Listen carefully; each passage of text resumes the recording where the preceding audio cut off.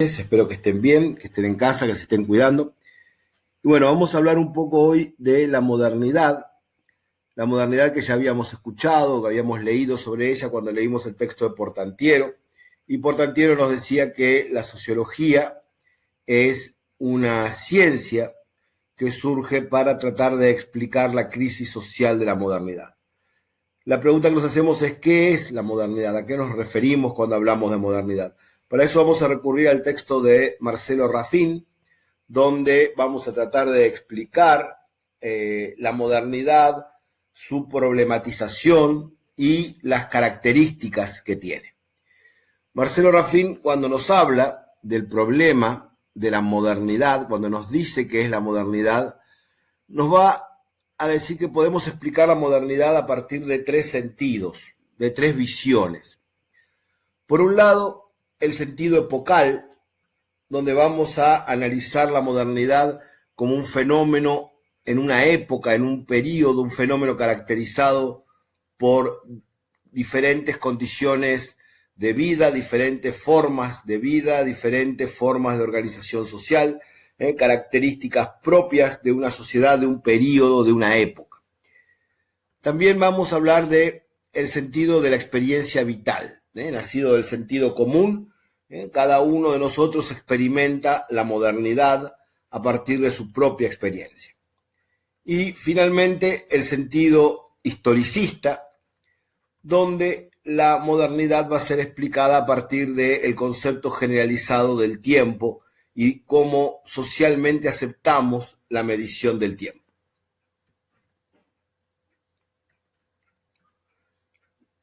El sentido epocal va a definir qué es el que vamos después vamos a explayarnos sobre él, vamos a ampliar un poco esa idea. La modernidad como la época que corresponde al surgimiento y a la consolidación del capitalismo, es decir, a la forma de producción capitalista. Al cambio desde la forma de producción feudal hacia la forma de producción capitalista, con todas las consecuencias que esto va a traer sobre el hombre, sobre el trabajo, sobre la producción, que después vamos a discutir. Cuando hablamos de la experiencia vital, vamos a ver que se define a la modernidad a partir de lo que la persona capta como nuevo, como el presente. Es decir, que cada uno de nosotros define lo moderno desde nuestro sentido común, desde nuestra experiencia.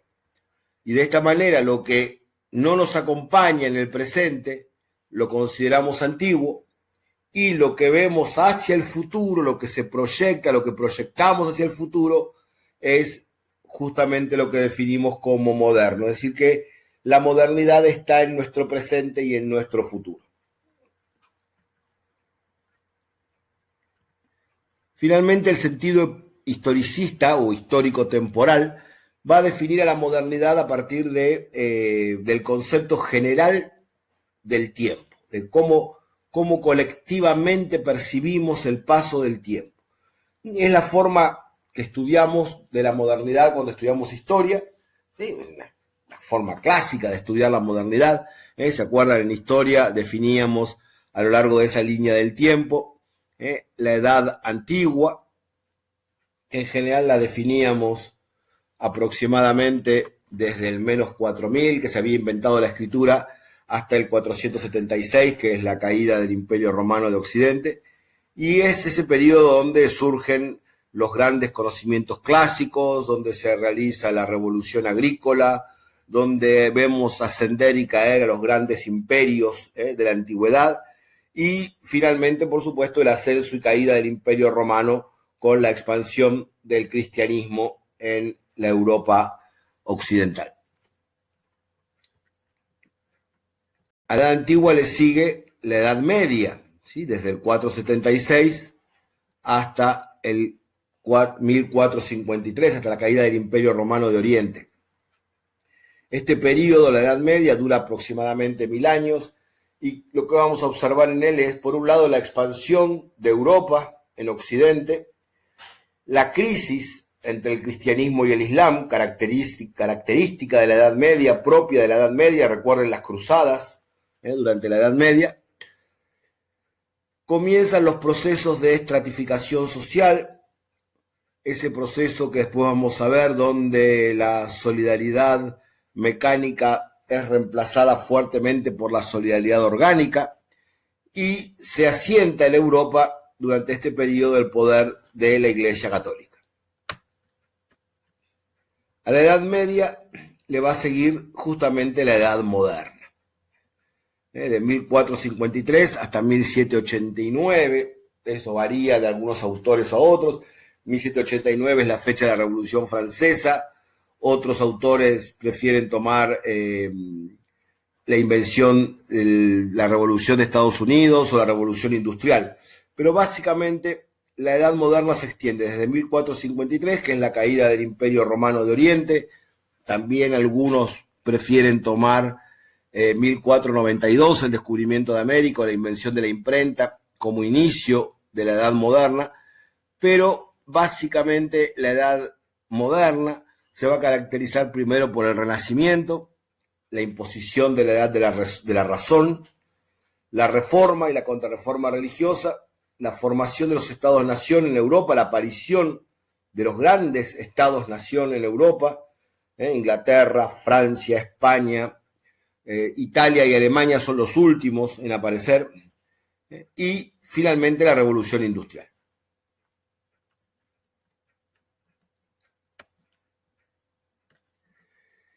La Edad Antigua, entonces, se va a caracterizar, si la miramos desde un periodo epocal justamente, analizando su estructura social, por la forma de producción esclavista. Es decir, una sociedad donde la fuerza de producción provenía de los esclavos. En cambio, la Edad Media va a estar caracterizada por la forma de producción feudal, donde los siervos trabajaban, la plebe trabajaba para proveer al señor feudal, que a su vez proveía a esa plebe de la seguridad que brindaba el controlar los ejércitos. La forma de producción feudal caracteriza toda la Edad Media. Y finalmente, insistiendo, dentro de esta mirada epocal basada en la forma de vida, en la forma de producción de bienes materiales, la Edad Moderna, que se va a caracterizar por la estructura social capitalista, la forma de producción capitalista.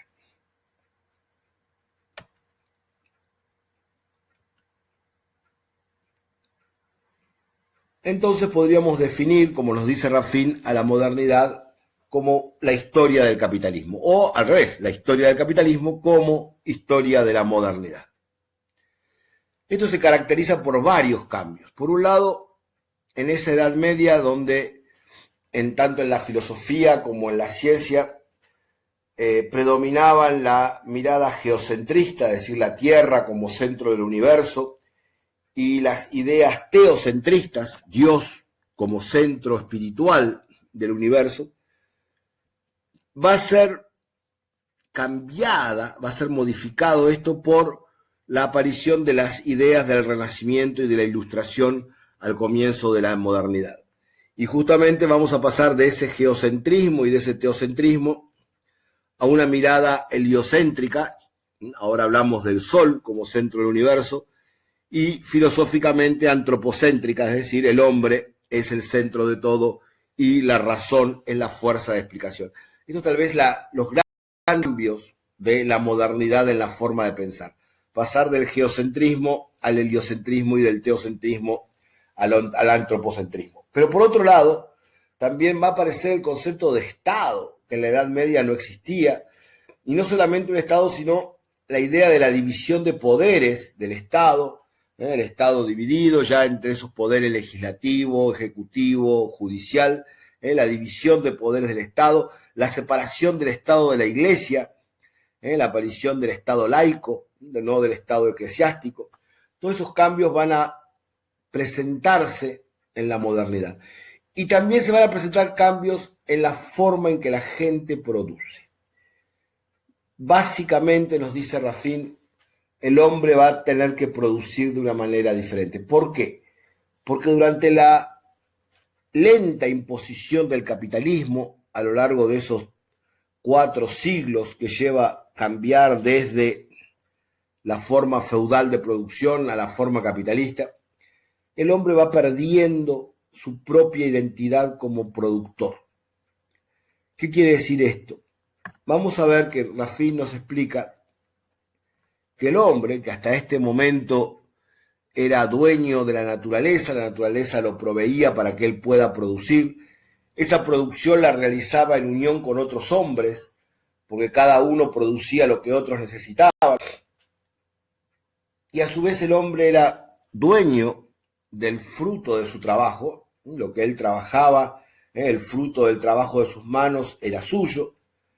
Todo esto le va a ir siendo sacado, le va a ir siendo retirado, ¿sí?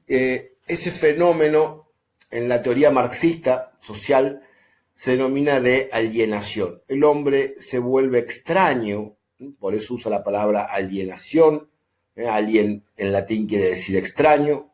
El hombre se vuelve extraño a cosas que siempre le habían sido comunes. Y es así que, por un lado, pierde su relación con los bienes naturales, esa alienación lo va a llevar a perder su relación con los bienes naturales.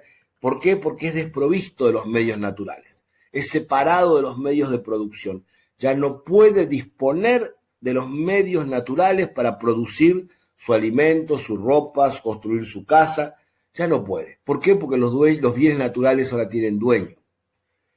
También es separado de los otros hombres, ya que ahora lo que él produce no le sirve a nadie y solamente la única forma de relacionarse con los hombres es a través del dinero. Y entonces va a estar separado de los otros hombres, va a estar solo frente a sus necesidades y a ganarse la vida. Y finalmente ya no es dueño del fruto de su trabajo. El fruto de su trabajo es propiedad de aquellos que a su vez son propietarios de los bienes de producción. Él lo que va a recibir a partir de su trabajo es su salario. Solo le queda su fuerza de trabajo para venderla a cambio de un salario.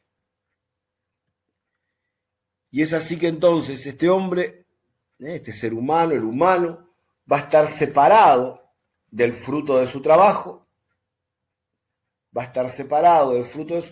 y lo único que va a recibir a cambio por ese trabajo es dinero.